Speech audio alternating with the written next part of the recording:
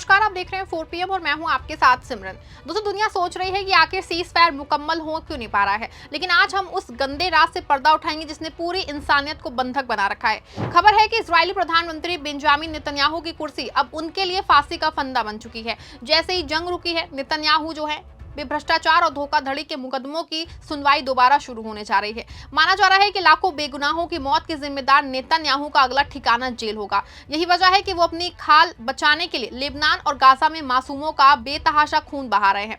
दूसरी तरफ सात समुंदर पार अमेरिका में भी भयंकर भूचाल आया है। डोनाल्ड ट्रंप ने एप्स्टीन फाइल्स पे ऐसी सच्चाई उगलवाई है कि वॉशिंगटन के रसूखदार गलियारे कांप रहे हैं। हालात ये हैं कि मेलानिया ट्रंप को खुद मीडिया के सामने आके सफाई भी देनी पड़ी है। और इससे भी बड़ी खबर है कि अमेरिकी सैनिकों ने खुद कबूल किया है कि इस तथाकथित सीजफायर का असली सच क्या है और अमेरिका को अब तक कितने अरबों का नुकसान हो चुका है। आज की विशेष रिपोर्ट में हम ट्रंप और नेतन्याहू के इस खतरनाक खेल और कैसे जंग की पोल जो है खुद अमेरिकी सैनिकों ने खोल दी है, इसको लेकर के आपके साथ अच्छे से विस्तार से चर्चा करने वाले हैं। दोस्तों, इजराइल के अंदर से बहुत बड़ी खबर आ रही है। नेतन्याहू की आखिर शांति से इतनी नफरत क्यों है उनको? इसका जवाब किसी कूटनीति में नहीं है बल्कि इजराइल की अदालतों में छिपा है। आपको यहां बता दें कि जैसे ही सीज फायर की सुगबुगाहट हुई है, तुरंत ही इजराइल की अदालत ने नेतन्याहू के खिलाफ मुकदमों की सुनवाई शुरू करने का आदेश दे दिया है।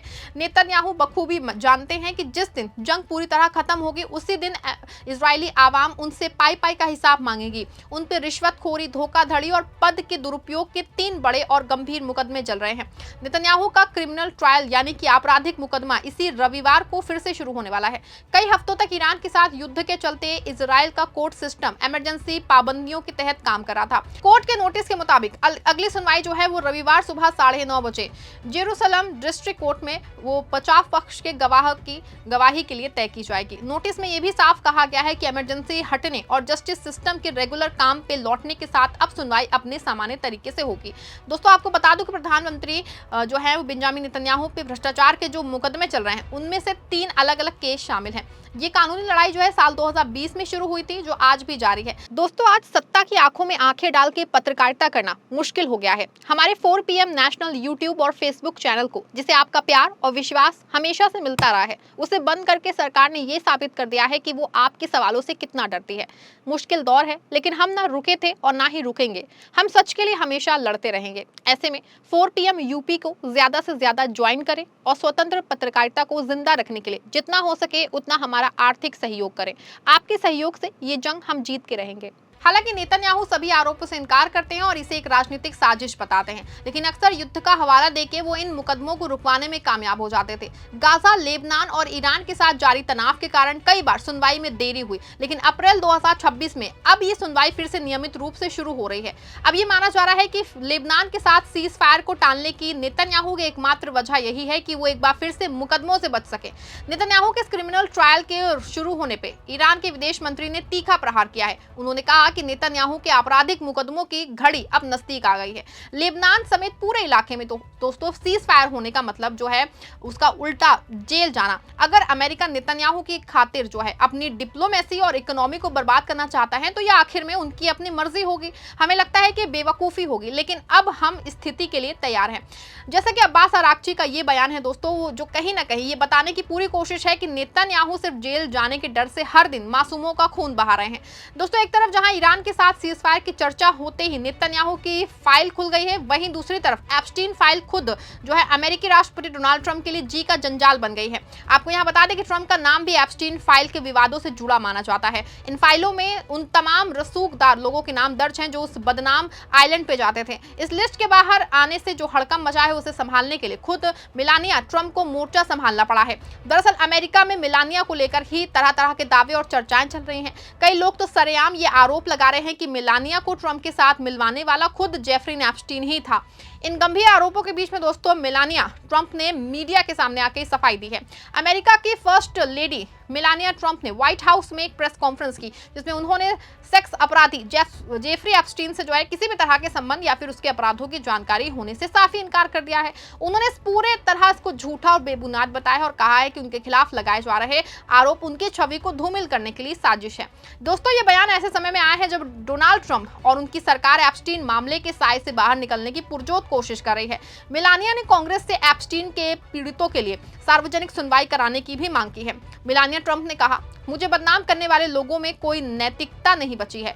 जो झूठे आरोप मुझे एप्स्टीन से जोड़ते हैं उन्हें आज ही खत्म होना चाहिए। उन्होंने दोस्तों साफ कहा है कि ना तो उनकी एप्स्टीन से कोई दोस्ती थी, ना ही उनकी पूर्व गर्लफ्रेंड गहिसलेन मैक्सवेल से उनका कोई वास्ता था। हालांकि उन्होंने ये स्वीकार किया है कि न्यूयॉर्क और फ्लोरिडा के सामाजिक दायरे कभी कभी ओवरलैप जरूर होते थे। उन्होंने मैक्सवेल को भेजे गए एक ईमेल को महज एक साधारण मैसेज बताया। न्याय विभाग द्वारा जारी दस्तावेजों में साल 2002 का एक ईमेल शामिल है जिसमें लिखा था कि प्यारे जी, मुझे पता है कि तुम दुनिया भर में बहुत उड़ान भर रहे हो। पाम बीच कैसा रहा, मैं वहां जाने के लिए इंतजार नहीं कर सकती। ईमेल के अंत में लिखा था, प्यार से मिलानिया। इसके अलावा दोस्तों एप्स्टीन के घर से मिली एक तस्वीर में ट्रंप, मिलानिया और मैक्सवेल एक साथ नजर आ रहे हैं। हालांकि मिलानिया ने साफ कर दिया है कि उनकी मुलाकात डोनाल्ड ट्रंप से एप्स्टीन के जरिए नहीं बल्कि 1998 में न्यूयॉर्क की एक पार्टी में हुई थी। लेकिन अब दुनिया पूछ रही है कि अगर सब कुछ इतना साफ है तो व्हाइट हाउस में इतनी घबराहट जो है वो क्यों है। ऐसे में दोस्तों ना सिर्फ ट्रंप बल्कि मिलानिया पे जिस तरह के आरोप हैं वो सीधे तौर पे ट्रंप को कटघरे में खड़ा करते हैं। जैसे जंग की खबरें धीमी हुई, एप्स्टीन फाइल के जिन ने अमेरिका में फिर से रफ्तार पकड़ ली है, जिससे व्हाइट हाउस के हाथ पांव फूल गए हैं।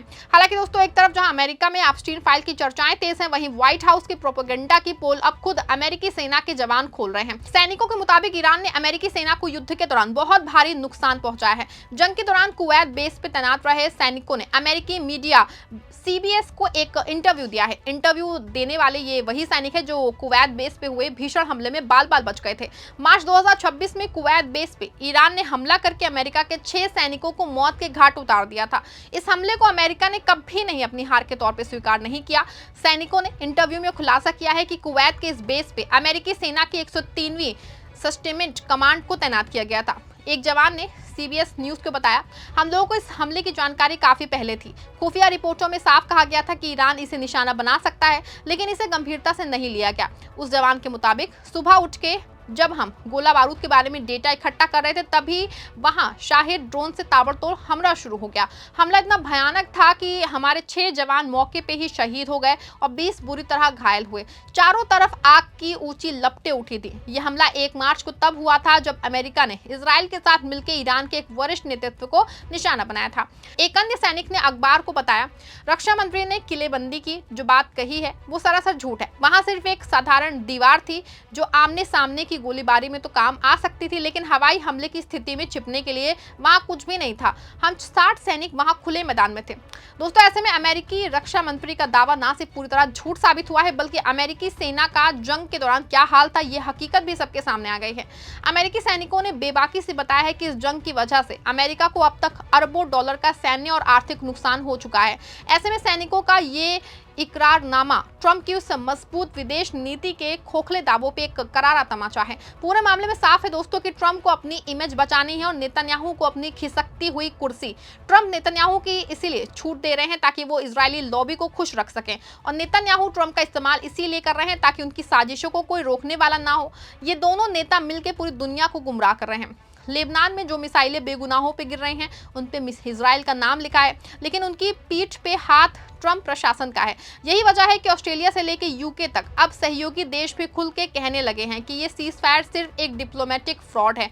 एक मुल्क को बचाने के नाम पे दूसरे मुल्क को नक्शे से मिटाया जा रहा है और ये सब सिर्फ 2 लोगों की निजी महत्वाकांक्षाओं और अपनी जो है साख बचाने के लिए ऐसा किया जा रहा है। आपको क्या लगता है, नेतन्याहू को उनके गुनाहों की सजा मिलनी चाहिए? क्या ट्रंप वाकई एप्स्टीन फाइल का पूरा सच दुनिया के सामने लाएंगे या फिर ये सिर्फ एक सियासी स्टंट बन के रह जाएगा? आप जो भी सोचते हैं अपनी राय कमेंट कीजिएगा, वीडियो को लाइक और शेयर करिएगा।